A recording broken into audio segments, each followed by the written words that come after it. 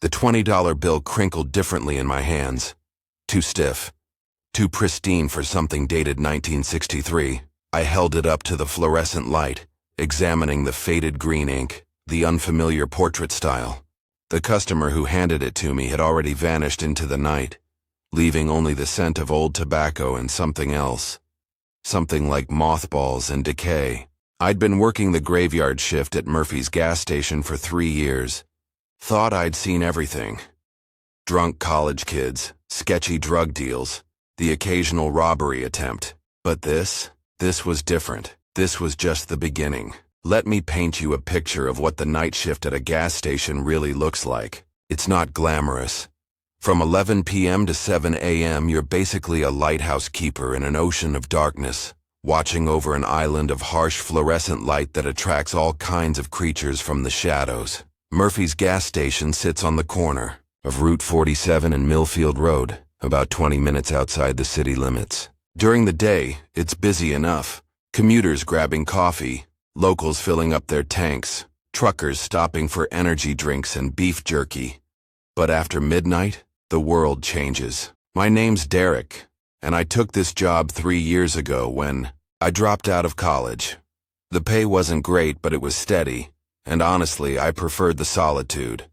No boss breathing down my neck, no office politics, just me and the occasional customer. I'd spend most nights reading, studying for my GED, or watching Netflix on my phone during the dead hours between 2 and 5 a.m. The regulars made the job bearable.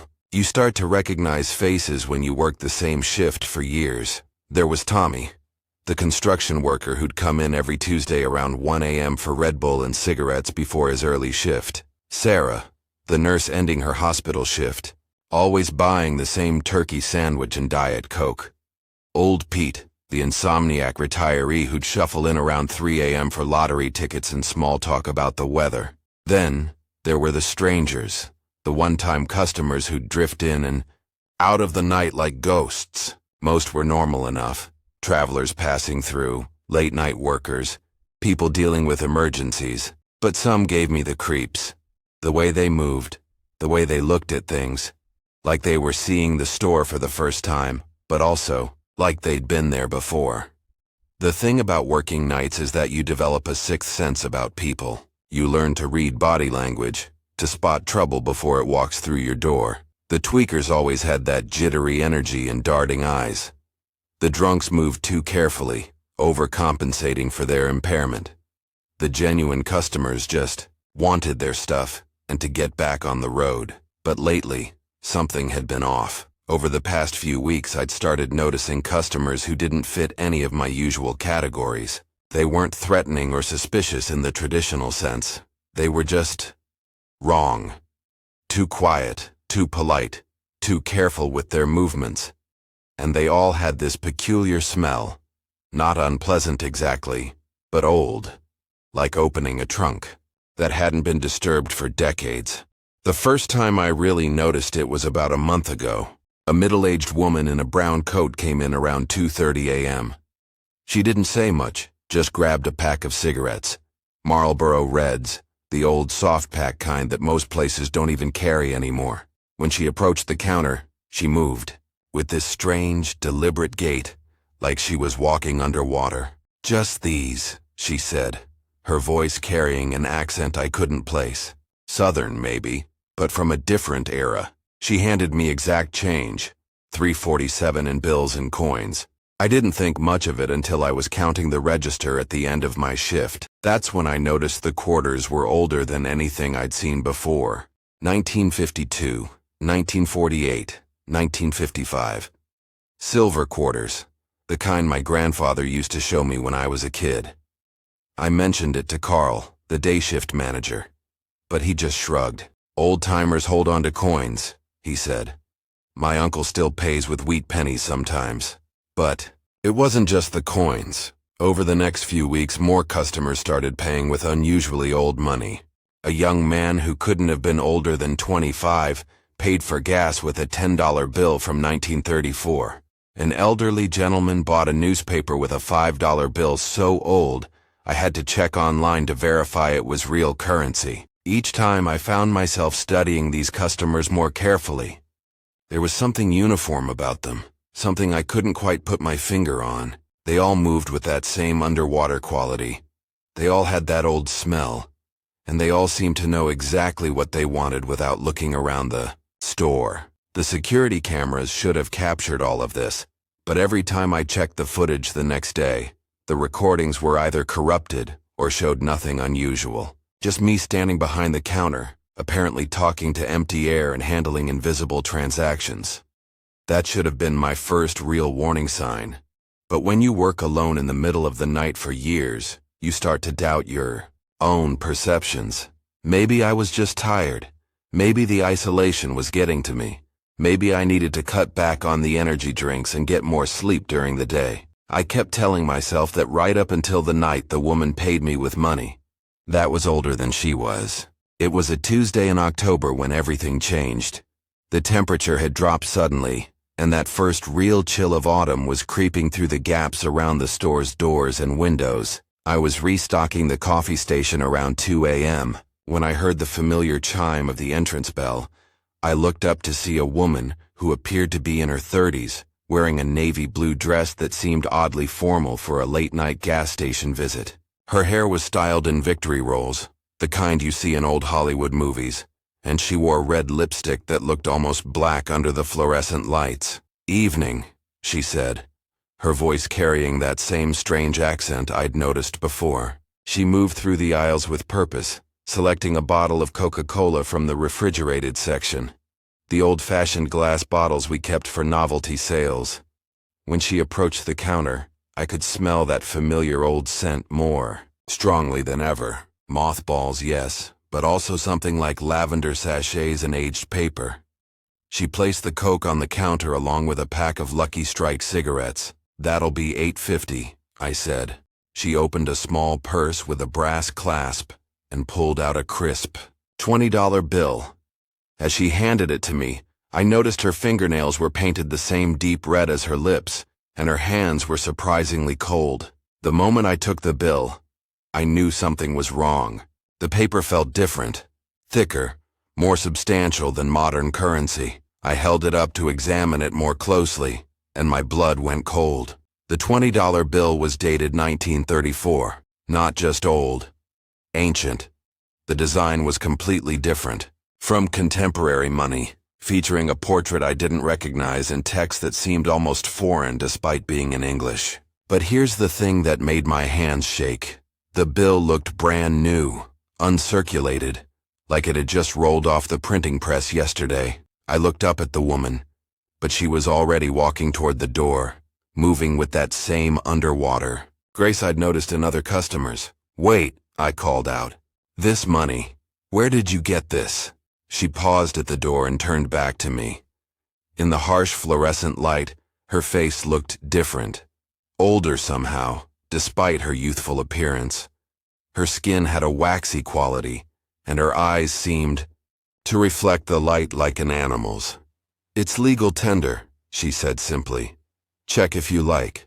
Then she was gone, vanishing into the night so quickly I wondered if I'd imagined the entire encounter. I immediately grabbed my phone and started researching. The bill was authentic, a 1934 series silver certificate worth far more to collectors than its $20 face value. But it was in impossible condition, showing no signs of age or circulation. That's when I started keeping a log. Over the next 2 weeks, I documented every unusual transaction, every customer who paid with impossibly old money. The pattern that emerged was disturbing. A teenage boy paid for candy with wheat pennies from the 1940s.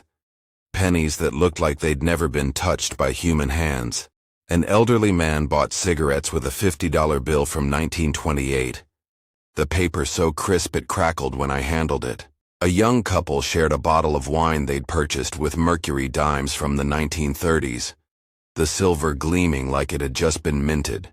Each customer moved with that same deliberate underwater quality. Each carried that same old scent.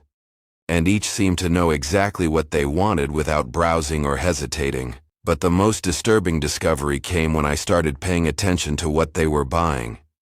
Every single item they purchased was either a product that had been discontinued for decades or a modern equivalent of something from the past. The Lucky Strikes, the glass bottle Coca-Cola, specific candy bars that had been reformulated multiple times since the 1950s. I tried talking to my coworkers about it, but none of them had noticed anything unusual during their shifts. The day crew insisted everything was normal. The evening shift reported typical customers, and the weekend overnight guy, Marcus, looked at me like I was losing my mind when I described the old money. Maybe you should take some time off, he suggested. Night shift can mess with your head after a while. But I knew I wasn't imagining things. The evidence was right there in the register drawer. Dozens of coins and bills that shouldn't exist in the condition I'd received them. I started photographing every piece of old currency, building a collection of evidence that something impossible was happening at Murphy's gas station. The photographs came out strangely, though. The money appeared faded and blurry in the images, as if the camera couldn't quite focus on it. And sometimes, when I looked at the photos the next day, the currency appeared normal. Contemporary bills and coins that looked exactly like what you'd expect to find in any cash register. It was like reality itself was gaslighting me. That's when I decided to stay after my shift one morning and review the security footage. I'll never forget that first morning I stayed behind to watch the security tapes. Carl wasn't due in until 8 a.m., which gave me an hour to review the previous night's footage. I grabbed a cup of coffee from the machine and settled into the cramped office behind the counter, pulling up the digital recordings on the old computer system. What I saw made me question my sanity. The timestamp showed 2:17 a.m., exactly when the woman in the navy dress had entered the store. But on the screen, I watched myself serve empty air. The entrance bell chimed. I looked up and smiled. I moved to restock items that were apparently restocking themselves. I processed a transaction with no customer visible, handling money that didn't appear on camera, making change for a ghost.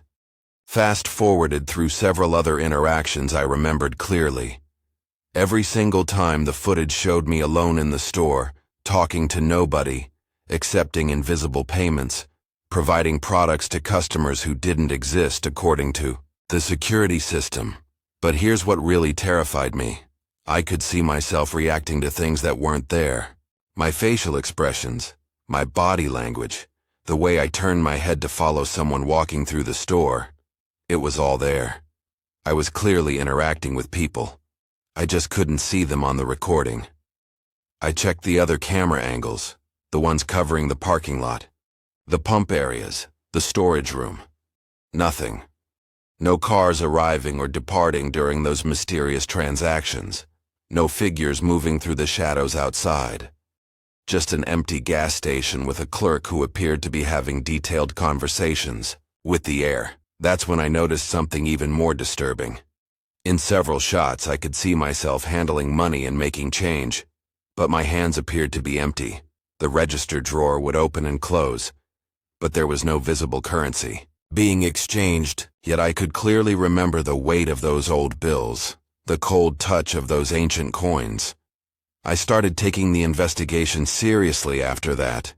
If I was having some kind of breakdown, I needed to document it properly. If something supernatural was happening, I needed evidence that went beyond my own potentially unreliable memories. I bought a small digital recorder and started keeping audio logs during my shifts. I also began taking detailed photographs of every piece of old currency I received, cataloging them by date, denomination, and condition. Most importantly, I started paying attention to patterns. When these customers appeared, what they bought, how they behaved. The patterns were more consistent than I'd initially realized. The mysterious customers only appeared between 1 a.m. and 4 a.m. during what we call the dead hours in retail.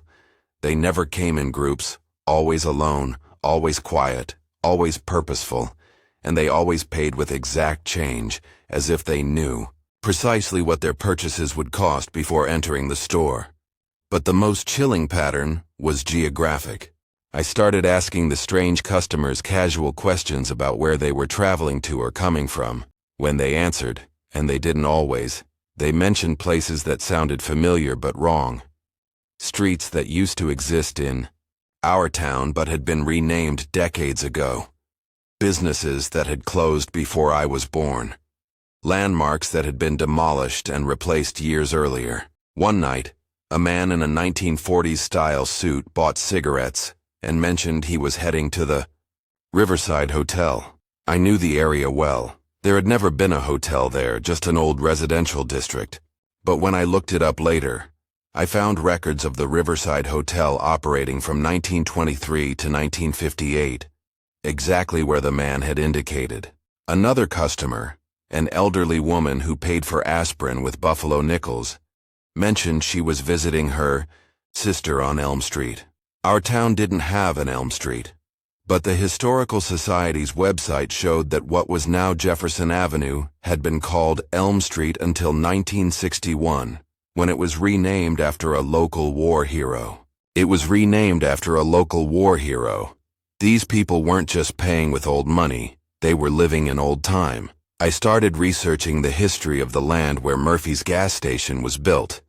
The current building had been constructed in 1987, but the location had a much longer commercial history. Before the gas station, there had been a service garage from 1965 to 1986. Before that, a general store operated there from 1934 to 1964. And before the general store, the lot had been part of a larger property that housed various businesses, dating back to the early 1900s. The more I dug into the records, the more connections I found. Many of the products my mysterious customers were buying were items that would have been sold at that old general store. The brands, the packaging styles, even the price points seemed to match what you'd find in a rural general store during the middle of the 20th century. But the most disturbing discovery came when I found the old business ledgers in the Town Historical Society's archives. The Millfield Historical Society occupied a converted Victorian house on Main Street, filled with dusty displays of farm equipment, old photographs, and boxes of documents that chronicled our town's past. Mrs. Henderson, the volunteer curator, was initially skeptical when I explained I was researching the commercial history of the Route 47 and Millfield Road intersection. "Most young people don't care much about local history," she said, adjusting her glasses as she led me through narrow aisles between filing cabinets. "What's your interest in that particular location?" I gave her a vague explanation about a school project, not wanting to sound insane by mentioning customers from the past who paid with impossible money. She seemed satisfied and directed me to a section containing business records from the mid-20th century. The ledgers from Hartwell's General Store were remarkably well preserved, bound in leather and filled with meticulous handwriting that documented daily transactions from 1934 to 1964. I started with the most recent entries and worked backward, looking for anything that might explain what I was experiencing. At first, the ledgers seemed perfectly normal. Lists of customers, items purchased, amounts paid, the standard record-keeping of a small-town business. But as I compared the entries to my own mental catalog of mysterious transactions, a pattern emerged that made my blood run cold. Mrs. Elizabeth Morrison, navy dress, Lucky Strike cigarettes, Coca-Cola, paid with a 1934 $20 bill. The ledger entry was dated October 15, 1959. James Patterson, 1940s suit, cigarettes, exact change including Buffalo nickels. Recorded transaction from March 22, 1947. Dorothy Williams, elderly woman, aspirin, mentioned visiting her sister on Elm Street. The ledger showed her as a regular customer from 1956 until the final entry in December 1964. Every single one of my mysterious late-night customers was listed in these old business records. Not people with similar names or similar purchases, the exact same individuals, buying the exact same items, described in identical detail by whoever had maintained these meticulous records 60 years ago. But that wasn't the most terrifying part. I started reading the ledger entries more carefully, paying attention to the notes that the store owner had made in the margins. Hartwell had been thorough in his record-keeping, noting unusual occurrences, customer complaints, and strange incidents. The entries about my customers were marked with increasingly concerned observations. Mrs. Morrison again. Same dress. Same order, same money. Third time this month, bills always perfect condition despite age. Patterson back. Still young. Still wearing that suit. Hasn't aged a day in 5 years. Money feels wrong. Dorothy Williams continues visits. Asked Jenkins about her sister on Elm Street. Says no one by that name ever lived there. Where does she go? As I read further, I found entries that made my hands shake. Something wrong with these customers. They come at night, buy same things, pay with money that's too old and too perfect. Going to start refusing service. Tried to follow Patterson. Outside, he vanished in the parking lot. Car was there 1 second, gone the next. No sound of engine starting. Dorothy collapsed, reaching for aspirin. When I tried to help her up, my hand went right through her arm. She smiled and walked out like nothing happened. The final entries in the ledger, dated December 1964, were written in an increasingly frantic hand. They're not real. God help me, they're not real. Dead people buying groceries with money from their graves. Closing the store. Can't take it anymore. Told the bank I'm selling. These things, these customers, they're not alive. They've been dead for years, but they keep coming back, keep shopping like nothing's changed. Last entry. New owners can deal with this. Maybe a gas station won't attract them. Maybe they only want what we sold. Maybe they'll finally rest. The ledger ended there, but I found additional records showing that Hartwell had indeed sold the property in early 1965, citing health concerns in the transfer documents.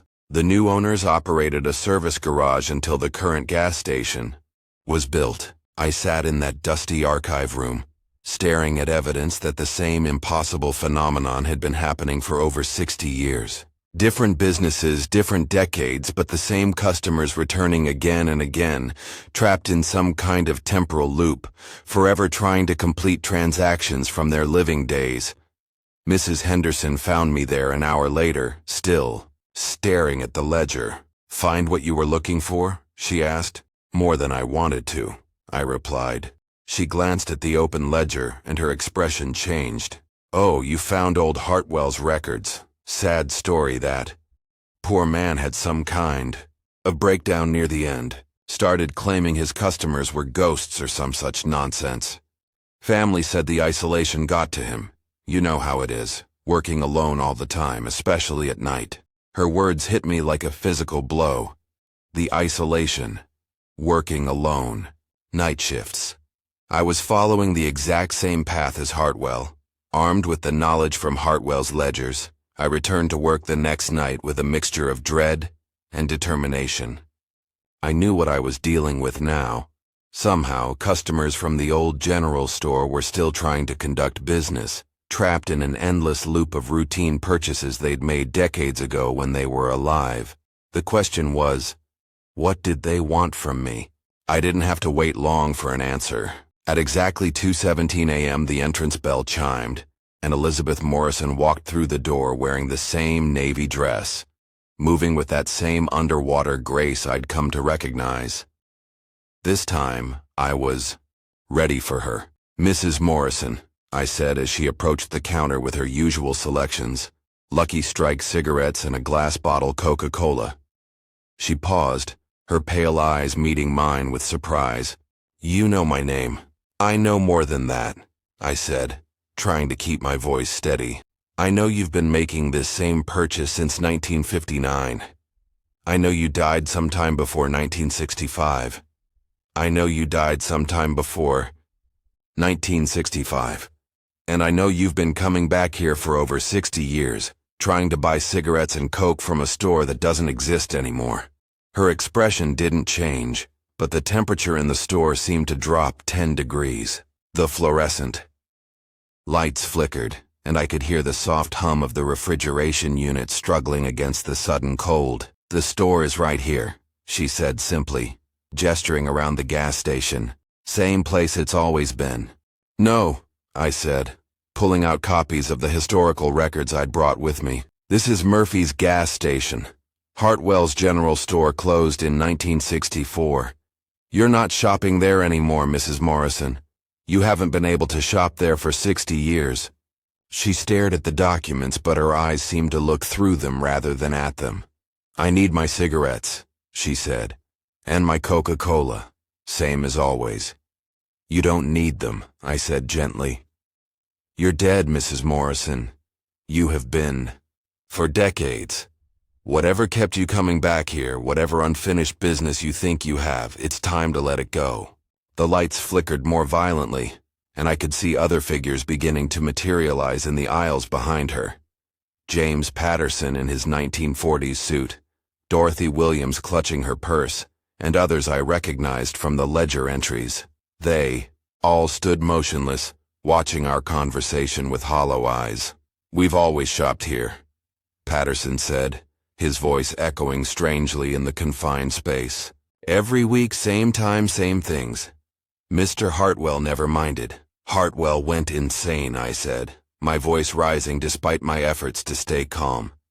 He closed the store because of you, because you kept coming back night after night paying with money from your graves, buying things you couldn't use because you were already dead. Dorothy Williams stepped forward, her elderly face creased with confusion. I need aspirin for my sister.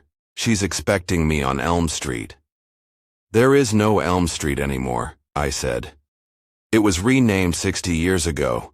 Your sister is dead too, Dorothy. You're all dead. You need to accept that and move on. The gathered spirits began to look agitated, their forms flickering like bad television reception. The store's atmosphere grew thick and oppressive, as if the very air was becoming solid around me. We just want to finish our shopping, Elizabeth, Morrison said, but her voice was different now, layered with harmonics that made it sound like multiple people speaking at once. Same as we always do, same as we always will. No, I said firmly, standing up behind the counter. I won't serve you. I'm not going to enable this anymore. You're trapped in a loop, reliving the same routine over and over because you can't accept that it's over. But I'm breaking the pattern. Right now. I grabbed the cash register and slammed it shut, then turned off the lights in the main store area, leaving only the security lighting operational. The store is closed, I announced. Permanently. For you anyway. Find whatever peace you couldn't find in life, but stop trying to shop for it. The spirits began to wail, not with their voices but with some deeper sound that seemed to come from the building itself. The windows rattled, the floors vibrated, and every piece of glass in the store began to crack simultaneously. But then, suddenly, everything went quiet. When I turned the lights back on, the store was empty, not just of the spirits, but of their presence entirely. The oppressive atmosphere was gone, the temperature had returned to normal, and the only sound was the familiar hum of the refrigeration units. For the first time in months, Murphy's gas station felt like a normal place again. The remaining hours of that shift passed without incident. No mysterious customers, no impossible currency, no otherworldly encounters. Just me, alone in a perfectly ordinary gas station, finally understanding what Hartwell had gone through decades earlier. But unlike Hartwell, I hadn't gone insane. I'd found a way to break the cycle. When Carl arrived for the morning shift, I was ready with my resignation letter. I'd spent the quiet hours writing it, explaining that I was leaving for personal reasons and thanking him for the opportunity. I didn't mention the spirits or the time loop or any of the impossible things I'd experienced. Some stories are too strange to share, even when they're true. You sure about this, Derek? Carl asked, reading the letter. You're one of our most reliable night shift guys. Something happened I should know about. Just time for a change, I said. Night shift can mess with your head after a while. He nodded, understanding. I've heard that before. Well, if you ever want to come back, just let me know. You've got a standing offer. I cleaned out my locker, gathered my few personal belongings, and walked out of Murphy's gas station for the last time as an employee. The morning sun was bright and warm, making the previous night's events feel like a strange dream. But I knew they'd been real. The old currency I'd collected over the weeks was still in my backpack. Dozens of bills and coins that shouldn't exist in their pristine condition. Physical proof of something that couldn't be explained by conventional logic. I decided to take the evidence to Mrs. Henderson at the Historical Society. If anyone would understand the significance of what I'd experienced, it would be someone dedicated to preserving the past.